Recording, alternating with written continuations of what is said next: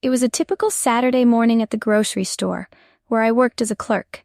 My name is Sarah, and I've been working here for about a year. It's not glamorous, but it helps pay the bills while I study at night to finish my degree. Most customers are polite, but every now and then someone walks in who makes you question why you took the job in the first place. That morning, she walked in.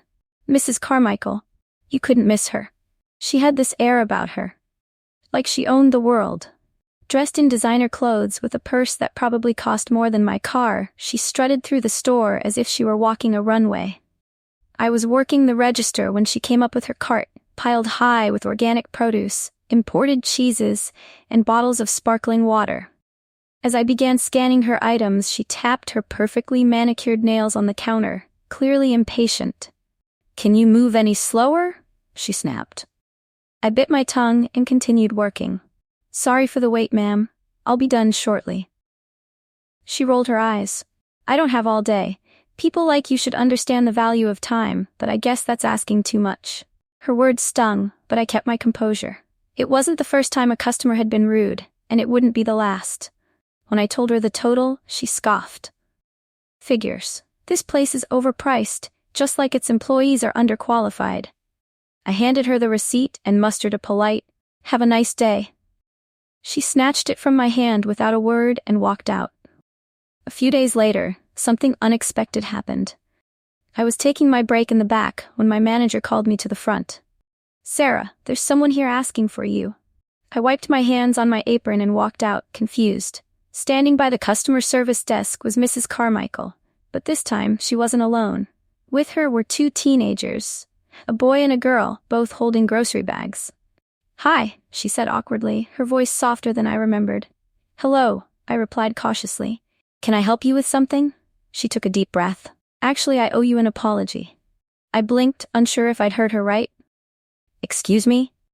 "I was rude to you the other day," she continued, her eyes meeting mine. "I said things I shouldn't have. It wasn't fair, and I'm sorry." I was stunned. People like Mrs. Carmichael didn't apologize, not to someone like me. Before I could respond, she gestured to the teens beside her. "These are my kids, Alex and Mia. I brought them here because I want them to understand something important." The kids looked at each other, unsure of what to say. Mrs. Carmichael continued, "I've spent so much time teaching them to value hard work and respect people, but I didn't practice what I preached. The way I treated you was wrong, and I don't want them to grow up thinking that's okay." I was still processing her words when Alex stepped forward. "Mom told us what happened," he said, his voice sincere. "We're really sorry. She told us you're working and studying at the same time. That's amazing." Mia chimed in, "We packed some groceries for you. We wanted to help, even if it's just a little." My eyes filled with tears as they handed me the bags. Inside were essentials, milk, bread, eggs, and even some treats like chocolate and coffee. "I don't know what to say," I murmured, overwhelmed. Mrs. Carmichael smiled gently. "You don't have to say anything. Just know that we're grateful for people like you, who work hard and keep going, no matter what. You're an example for all of us." That day, I learned that people are capable of change. Mrs. Carmichael didn't just apologize, she taught her children a lesson they would carry for life. And in a strange way, she reminded me not to judge people too harshly, even when they're at their worst. The groceries were kind, but her words meant even more.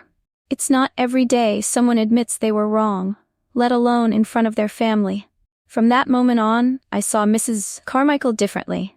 Not as the rich woman who looked down on me, but as someone trying to be better for herself and her kids. And honestly, that meant the world to me.